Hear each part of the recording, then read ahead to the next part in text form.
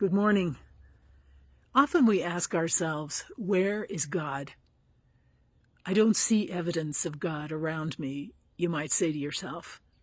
The world, our country, politics, health, all kinds of issues that raise the question, where is an all-loving God?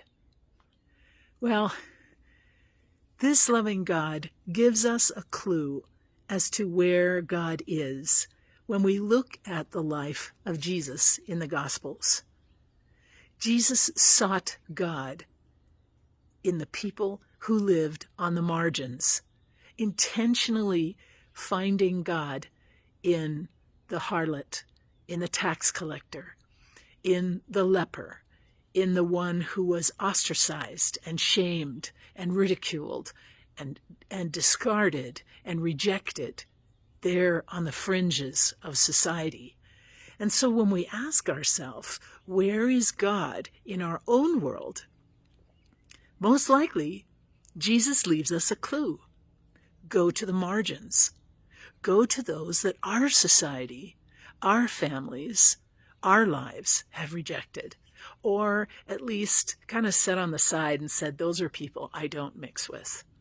Whether it's people whose skin color is different than ours, whose accent is different than ours, who have a different culture or a different faith tradition, whose politics is different, who live in parts of the world that we just can't relate to, and therefore they live on the fringes of our mind, of our awareness. And Jesus says, there, through his example, you will find God. I guess another question that goes with this is, why do we seek God? Why do we want to know where God is? So Jesus shows us where God is and how to find God. And then the question is, how do we approach the people who live on the margins of our lives? Why do we seek to approach the people on the margins of our lives?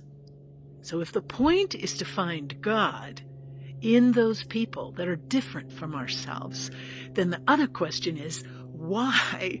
Why on the margins?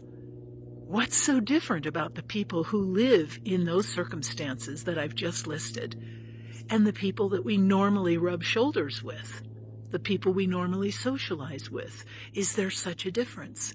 And is it wrong to socialize and find God in those that we are similar to? Not at all. It's not wrong. But if we really want to know where God is, we go to the margins. And then, why? Why do we go to the margins? I think really the point is that when we go where we are less comfortable, where we are less familiar, something happens to us. Something happens in our hearts, in our minds. What is it that God wants to say to you that can only be said when you are there among the people on the margins, the people who are different than you are, the people you may have outrightly rejected previously, and now, good grief, now it comes about that that's where God is. God is a mysterious God who doesn't play by the rules. It's absolutely unpredictable, and Jesus was given the boot because of it.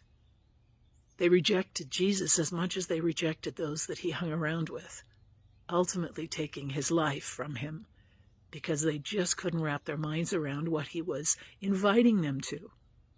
So when we want to know where God is, we go to those who are unlike ourselves.